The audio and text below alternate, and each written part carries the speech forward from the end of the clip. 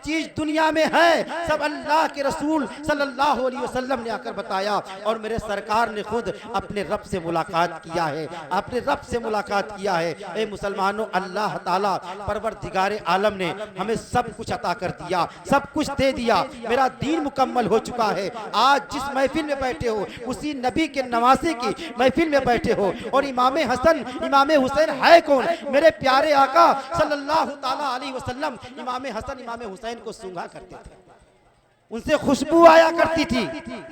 आज इमाम हुसैन से मोहब्बत करते हो तो मुझे बुलाने की जरूरत नहीं है। इमाम हुसैन का नाम सुना फौरन महफिल में हाजिर हो जाए, सुभान अल्लाह, महफिल में हाजिर हो जाइए। और सहाबे किराम ने जिस कद्र कुर्बानियां दी हैं, मेरी जुबान में इतनी ताकत नहीं है उनका मैं जिक्र बयान कर सकूं।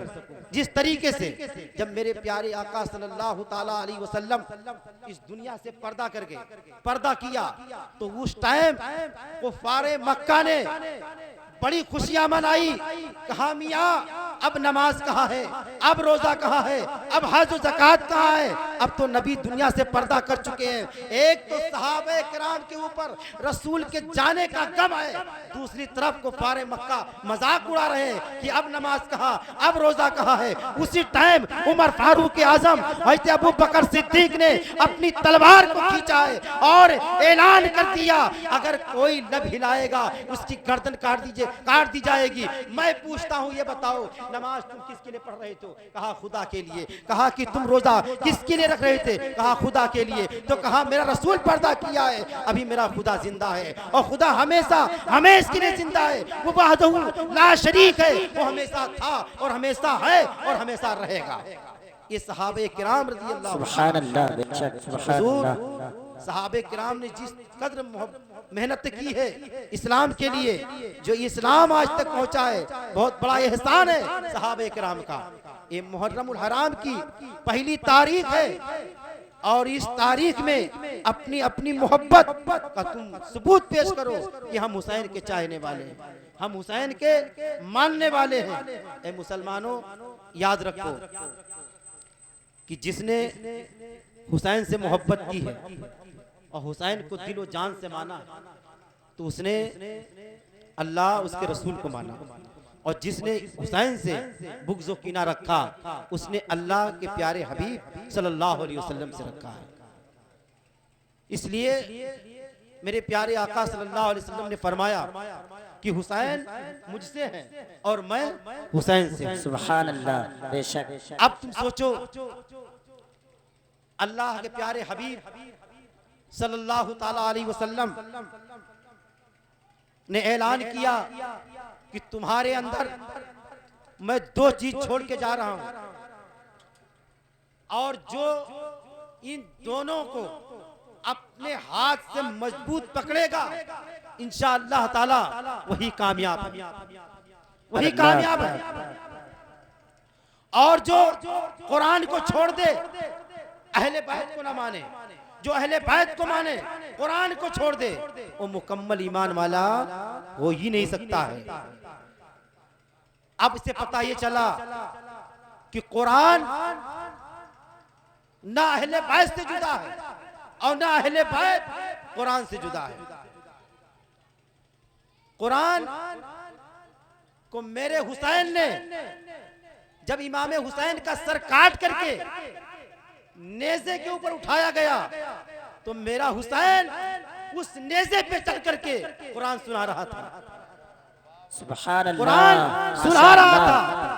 और हुसैन वहीं से आवाज दे रहे थे, ऐ दुनिया वालों, अल्लाह का कलाम ये कुरान ना कल मिटा था, ना आज मिटेगा, ना कयामत तक मिटेगा। हुसैन आज जिंदा है, कल जिंदा है, कयामत तक के लिए जिंदा है। नारे तकबीर, नारे रिसालत, मसलके आला हजरत, शोहदाए करबला, जश्ने शहीद आजम, नारे हैदरी, नारे तकबीर, नारे रिसालत। तो ना कुरान मिटा और ना अहले बैत मिटे, उनकी मोहब्बत आज भी ताजा है। जब मुहर्रम की पहली तारीख आती है तो इमाम हुसैन के चाहने वालों के दिल में वो शहादत अजीम ताज़ी हो जाती है, याद ताजा हो जाता है कि हुसैन की आज पहली तारीख है मुहर्रमुल हराम की। आज हम और आप, मैं तो ये कहता हूं कि कोई ये सोच ले कि अहले बैत से हम मोहब्बत ना करें फिर वो ईमान वाला हो जाए, हो ही नहीं सकता है। ईमान वाला उस वक्त बनेगा जो हुसैन से भी मोहब्बत करे और कुरान से भी मोहब्बत करे। कोई कुरान को छोड़ दे अहले बैत को माने, या अहले बैत को छोड़ दे कुरान को माने, वो कभी मुकम्मल ईमान वाला नहीं हो सकता है। आप ईमान वाले कब हो सकते हो? ईमान वाले कब हो सकते हो? अल्लाह के रसूल सरवरे कौनैन सल्लल्लाहु अलैहि वसल्लम के ऊपर यह आयत करीमा मुकम्मल नाजिल हो चुकी है कि दुनिया में, इस दुनिया के अंदर अगर तुम ईमान वाले बनना चाहते हो या ईमान वाले हो तो कान खोल करके सुनो कि अल्लाह के प्यारे हबीब सल्लल्लाहु अलैहि वसल्लम की मोहब्बत, दुनिया की सारी मोहब्बत को नीचे कर दो और रसूल की मोहब्बत को ऊंचे रखो, तब ईमान वाले हो सकते हो। अगर तुमने अपनी औलाद से ज्यादा मोहब्बत की, रसूल से मोहब्बत कम कर दिया, ईमान वाले नहीं हो सकते।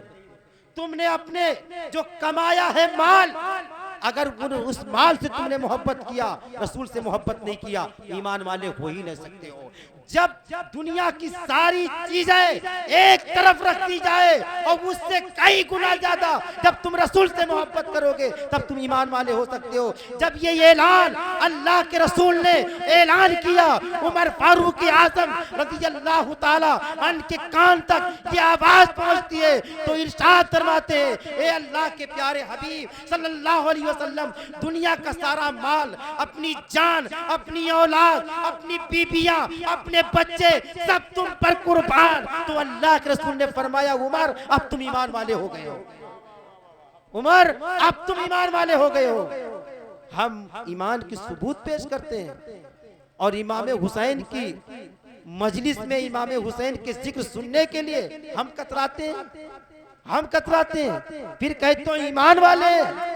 अरे हुसैन का मर्तबा तो वो मर्तबा है, अगर मेरा हुसैन इस करबला की सरजमीन पर अपने सर को ना कटवाया होता, अपने बच्चों को ना शहीद होने देते, तो आज जिस मिंबर पर इमाम नमाज पढ़ाता है ये मिंबर नहीं होता।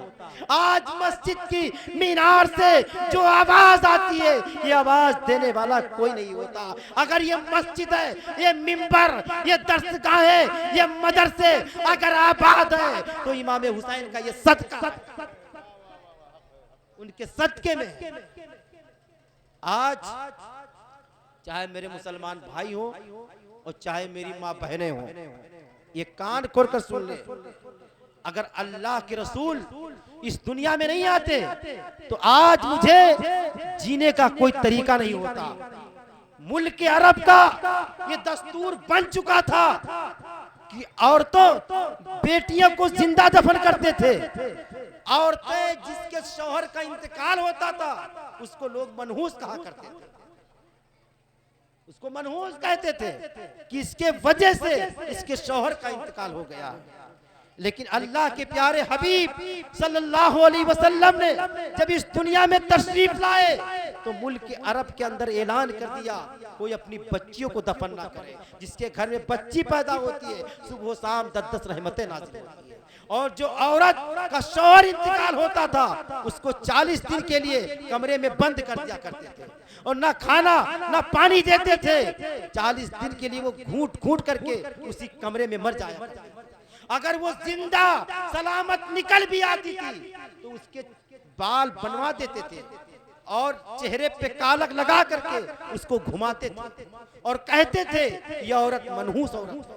अल्लाह के प्यारे हबीब सल्लल्लाहु अलैहि वसल्लम ने अपना रिश्ता करके दुनिया को ये पैगाम दे दिया, जिसकी शौहर इंतकाल कर जाए उसको मनहूस ना कहा करो। सरकार ने अपनी पहली शादी हज़रत खतीजा से की है। मेरे सरकार की उम्र 25 साल है, खतीजा की उम्र 40 साल है। दुनिया को ये पैगाम दे दिया है।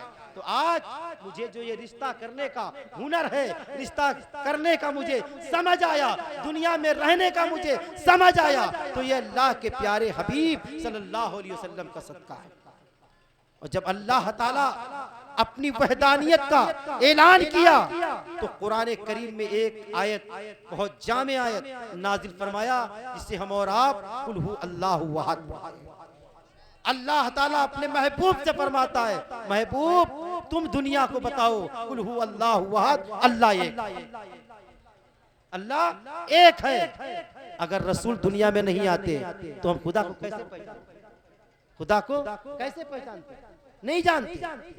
ये अल्लाह के प्यारे हबीब सल्लल्लाहु अलैहि वसल्लम का करम है कि अल्लाह के रसूल दुनिया में आए तो हमें और आपको जीने का तरीका बता दिया, हमें और आपको रहने का सलीका बता दिया। आज हम और आप इमाम हुसैन की महफिल में बैठे हैं और अपनी मोहब्बत और मैं आप अपनी मोहब्बत पेश करते हैं कि हम हुसैन के चाहने वाले हैं। लेकिन जब इस महफिल में बैठा करो तो अपनी जुबान को खामोश न रखा करो, बल्कि सुभान अल्लाह और अल्हम्दुलिल्लाह की सदा बुलंद किया करो। इसलिए अल्लाह ताला ये भी फरमाता है कि बंदा जब सुभान अल्लाह कहता है तो अर्श आज़म का पाया हिलता है। तो अगर अल्लाह ने तुम्हें वक्त दिया, टाइम दिया है, तो आप ऐसी महफिल में बैठ करके सुभान अल्लाह व अल्हम्दुलिल्लाह का विर्द क्या करो और अहले बैत से मोहब्बत करो, सहाबा से मोहब्बत करो। हजरत अबू बकर सिद्दीक रज़ी अल्लाह ताला अन्हु ये सहाबी पहले खलीफा हैं, सबसे पहले ईमान लाए। और जो हाजी हज करने के लिए जाते हैं, जो मस्जिद नबवी है, ये 10 दिरहम में अबू बकर सिद्दीक रज़ी अल्लाह ताला अन्हु ने खरीद करके